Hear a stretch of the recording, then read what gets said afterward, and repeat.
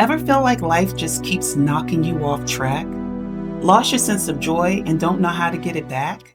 Today, I'll be sharing 5 steps with you to help you reclaim your joy. Let's get into it.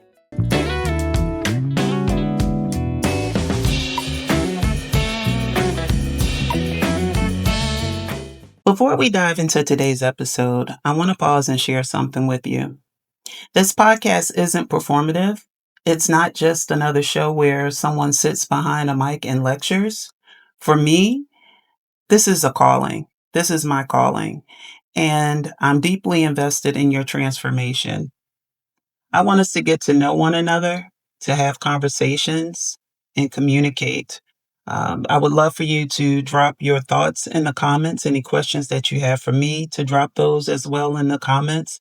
And let's grow together and build a relationship. This isn't a broadcast, it's a community. And in order for it to be a community, we have to communicate with one another.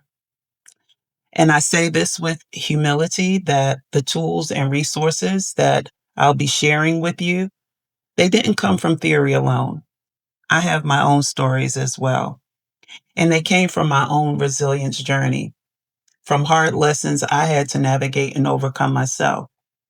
So when I speak to you about bouncing forward, it's not from a place of bragging at all. Some of those were some hard lessons and hard times in my life. It's from a place of duty. I've lived this, and I'm here to walk it through with you. All right, let's jump right into this thing. We are talking about the 5 ways that you can reclaim joy when life just seems to knock you down. And I know 2025 has been a rough year for many folks, me included. I lost my mother unexpectedly this year, had some challenges from that, and just life in general, right?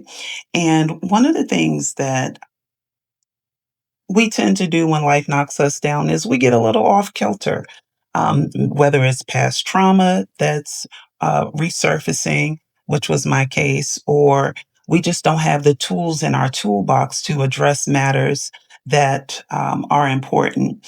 And that's also another thing that hurts when we do not know how to effectively and um, in a healthy way support what's going on in our lives. And I tell people often it's because not everybody has the tools to do so. And those tools, they come from our past. Those tools, they come from um, how we were brought up and the conversations that were had at the table or with the family when we had challenges growing up in our homes. And when we become adults, we only have the tools that we're equipped with, the tools that we were given. And the tools that we were given from people who were operating from the tools that they were given. So it's a generational thing.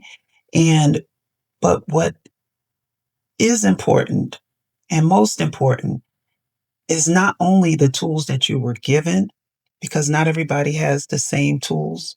It's our responsibility in making certain that we continue to put the proper tools in our toolbox as we get older.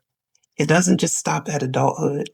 You still learn in adulthood, and there's a lot of unlearning in adulthood as well. So, today we're going to talk about naming it, feeling it, and reframing it. Step 1, naming it. Write this down. It's okay to name what it is that you're going through. A lot of times people like to bury their pain and just act like it isn't happening, or they address it on the surface, but not internally. They don't do a deep dive as to where is this coming from. And when we are able to name our pain, that's how we can acknowledge it. Say it out loud, say it verbally, not just writing it down. And I'm not saying writing it down isn't um, a great method, because journaling is great. I am for journaling. However, I do know that there's power in our voice as well. There's connection there. And it's okay to sit with yourself and name that thing. Step two, feeling it. This is hard for a lot of people because they don't like the silence. They don't want to sit alone with their own thoughts. And it's so important to be able to sit alone with your own thoughts. I know some folks think that when they sit with their own thoughts, that your own thoughts are the devil's playground. And that's not true. That's something else you have to be careful of, is what you speak to yourself. Because how you speak to yourself and what you speak to yourself is what you project out into the world and onto others. And not only is it unfair to you, it's unfair to the people that you're connected to. So when you allow yourself to feel it and feel it honestly without having to um, cope in unhealthy ways, you're allowing yourself to be authentic and address those feelings that are uncomfortable. And sometimes we have to get uncomfortable. Uncomfortable is the only way that we can address what we need to address. And so sit in it, feel it, pause. Once you named it, give yourself permission to pause. Take a moment to pause. Sometimes you have to put life on brakes and say, okay, what is happening here? And work through it. Step three, reframe it. Now, ask yourself, what is this teaching me? What can I learn from this so that going forward, I'll be able to better assess and better address the next time something happens? Because something else is going to happen. It may not be the same thing, but one thing about the tools in our toolbox, we can use them over and over and over again. It's a repeatable process. And reframing it doesn't erase what happened. It just allows you to look at it from a different lens. So we have naming it, feeling it, and reframing it. Step four. This is one of my favorites. Borrowing joy. Did you know that you can borrow joy? Yes, you can borrow joy. And what does that look like? Borrowing joy looks like connecting to other people who are in a great mood that can shift your mood. That's borrowing some of their joy.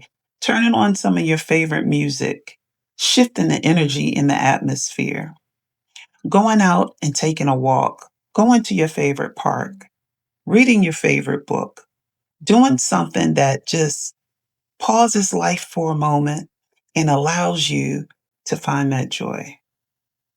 And sometimes that joy has to be borrowed because we just don't have it within ourselves. But when you do connect externally and in a healthy way, you connect to external joy, it reignites your own joy and gives you that spark again.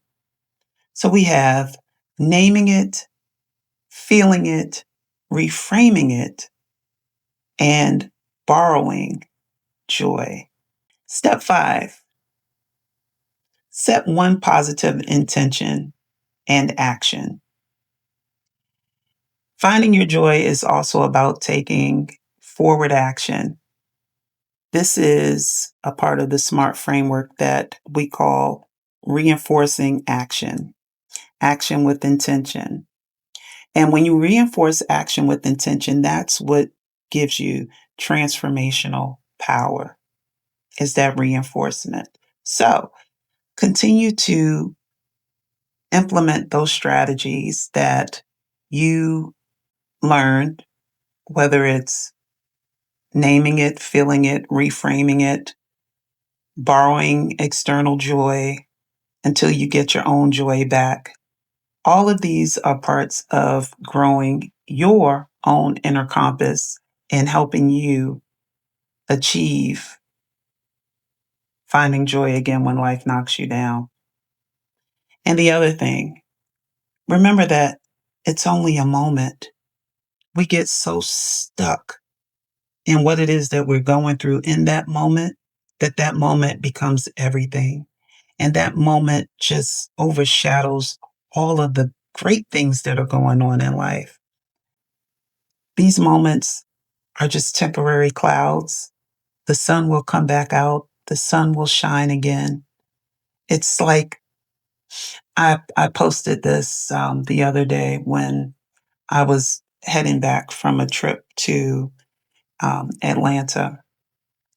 And when we were on the plane, there was turbulence. And before we left, there was also cloudiness and some rain, which was a factor in the turbulence when we were flying. And that turbulence reminded me, well, it wasn't the turbulence. It was once I saw on the other side of those clouds, once we got up to a high enough altitude, there was just sunlight, no clouds. All of the clouds were beneath us, and it was just sunlight, and it was so beautiful.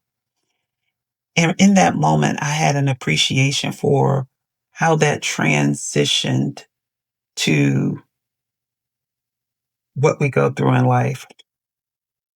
We all go through some turbulence at times. However, the turbulence doesn't last forever. It's all perspective and how you deal with what you're going through in the moment. And when you stay optimistic and know that on the other side of that turbulence, on the other side of those clouds, there's a ray of sunshine. It shifts everything. And the gift of it all is when you do go through something else again, because you will, I will, none of us are obsolete from this. You have evidence now of the past, and so you approach it differently. The evidence of the past is this is familiar. I've gone through this season before, and God has seen me through, and He has brought me out. He has brought me over. He has brought me through, and He will do it again. Remember that this is only a moment. So don't be afraid to sit in your moment.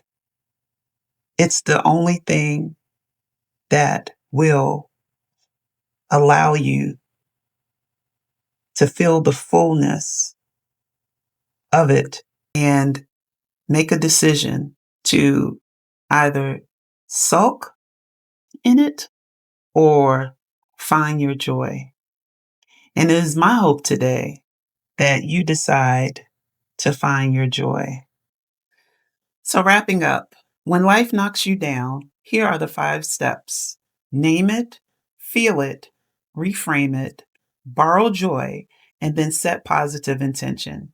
This is how you begin to reclaim your joy, not by ignoring the pain, but by moving through it with intention, because joy isn't lost. It's waiting for you to reach again.